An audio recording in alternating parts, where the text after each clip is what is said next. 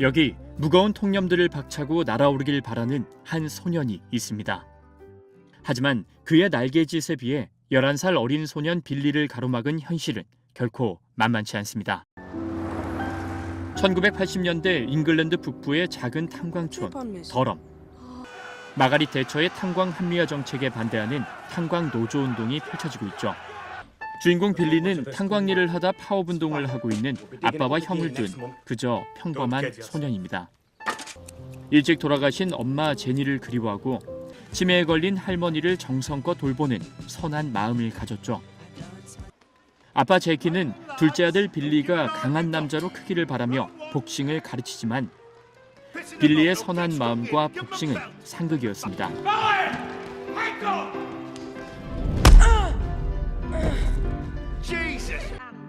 우연히 복싱장 옆에 들어선 발레 수업장.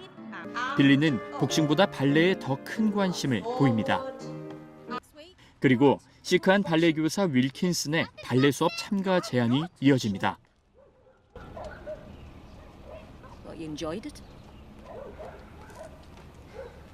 처음으로 하고 싶은 것을 알게 된 빌리는 발레의 매력에 빠져들고 맙니다. 일취월장하는 빌리. 진정한 즐거움을 찾기 시작한 겁니다. 하지만 자신이 준 복싱 수업비로 발레를 배우고 있다는 사실을 안 아빠 제키. 남자답지 못한 발레에 빠져있는 빌리의 모습을 과격하게 반대합니다.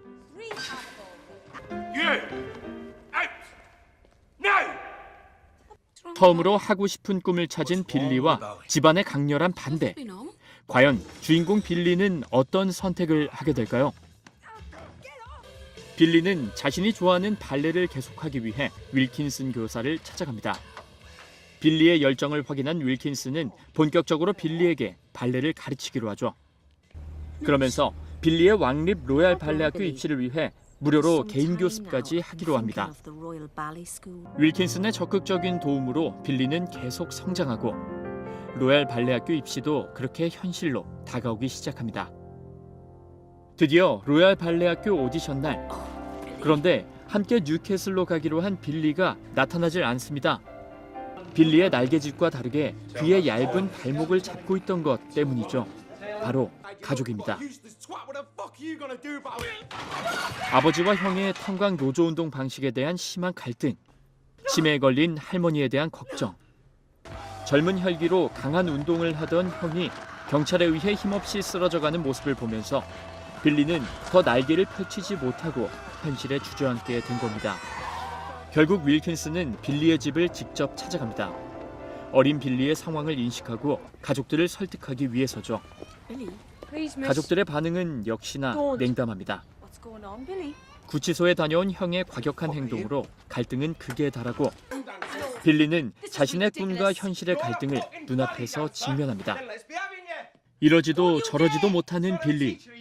가족들에게 반항하고 꿈을 향해 나가기엔 너무 어린 그였기에 결국 꿈을 포기하게 됩니다.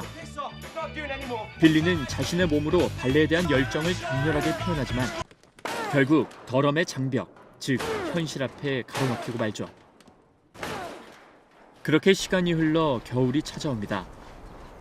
탄광 노조 운동에 별다른 성과가 없고 가정의 경제적인 상황은 더욱 바닥으로 떨어집니다. 결국 엄마가 죽고 난 첫 크리스마스, 엄마의 피아노를 부숴 땔감에 쓰기에 이릅니다.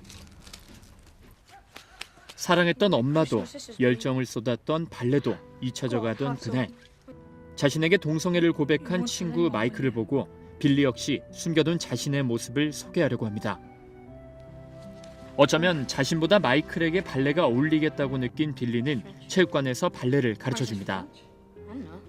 하지만 크리스마스 파티를 마치고 돌아오던 체육관 관리자가 이 모습을 발견하고 빌리의 아버지 제키에게 이 사실을 알립니다.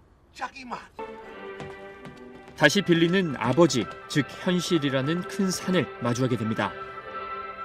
제키는 한심하다는 표정으로 할 말을 잃죠. 당황한 빌리. 하지만 이번에 빌리는 현실에 막혀 숨어들지 않습니다. 그리고 이어지는 발레.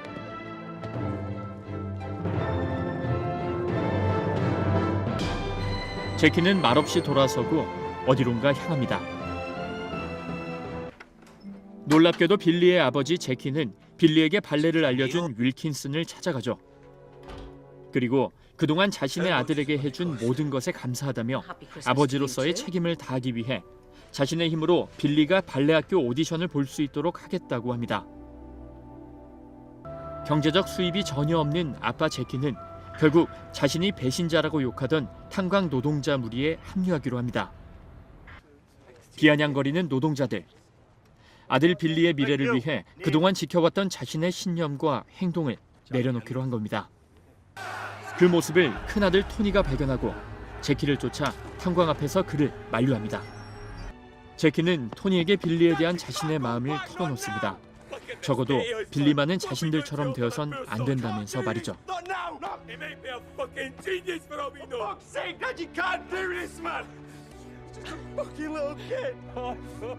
아버지의 마음에 공감한 형 제키도 빌리의 발레학교 오디션을 위해 발벗고 나섭니다. 턱없이 부족한 자금. 결국 제키는 세상을 떠난 아내 제니와의 예물을 빌리의 꿈을 위해 보탭니다. 상상만 했던 왕립 로얄 발레 학교를 찾은 빌리와 제키. 빌리에게도 제키에게도 더럼을 떠나 무언가 해본다는 건 생애 첫 도전이었습니다. 모든 것이 너무나 어색한 두 사람. 빌리는 오디션을 찾은 금수저 입시생들을 보고 주눅들어 버립니다. Change my mind.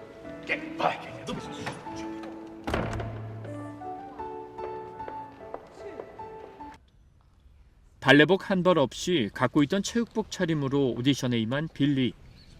깐깐해 보이는 면접관들의 모습 역시 빌리를 불안하게 하죠. 음악이 흘러나오지만 빌리는 좀처럼 발이 떼어지지 않습니다. 하지만 모든 것을 잊을 수 있는 유일한 수단, 발레에 몰입하며 면접관들에게 자신의 모습을 보여줍니다.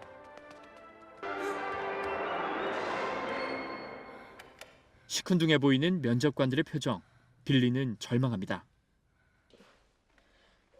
아버지와 형의 영향이었을까요?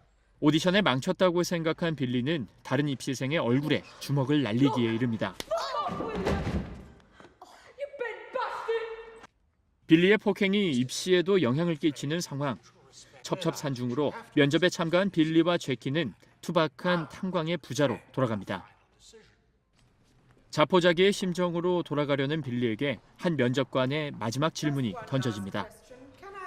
What does it feel like when you're dancing? Sort of disappear. Sort of disappear. Not yet. 오디션을 마치고 돌아온 빌리. 마을 사람들의 기대가 이어지지만 빌리는 불안할 뿐입니다. 그리고 찾아온 입시 결과 통보 편지.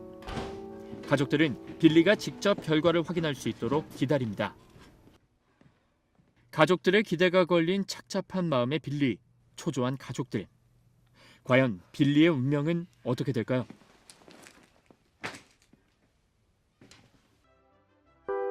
2000년에 개봉한 영화 빌리 엘리어트는 영국 영화계의 대작으로 기록되고 있습니다. 미국을 비롯해 전 세계적으로 흥행한 작품이죠. 영화 음악과 스토리, 주인공 제이미 벨의 연기, 춤 실력 등이 화제가 많이 됐는데요. 사실 저는 이 영화가 주인공 빌리의 성장 영화로만 보기엔 너무 아쉬운 명작이라고 생각합니다. 캐릭터 한 명 한 명이 현실 속에 살아 숨쉬는 듯 존재하고 시대적인 상황을 영화에 녹여 넣은 부분도 너무 자연스럽습니다. 그래서 영화 빌리 엘리어트는 조금 더 심층적으로 리뷰해보려고 합니다. 이번 영상이 줄거리 위주의 소개였다면 영화의 인물과 배경을 주제로 다룰 텐데요. 영화 빌리 엘리어트를 사랑하신다면 다른 리뷰들도 꼭 봐주셨으면 좋겠습니다. 지금까지 나비효과였습니다. 감사합니다.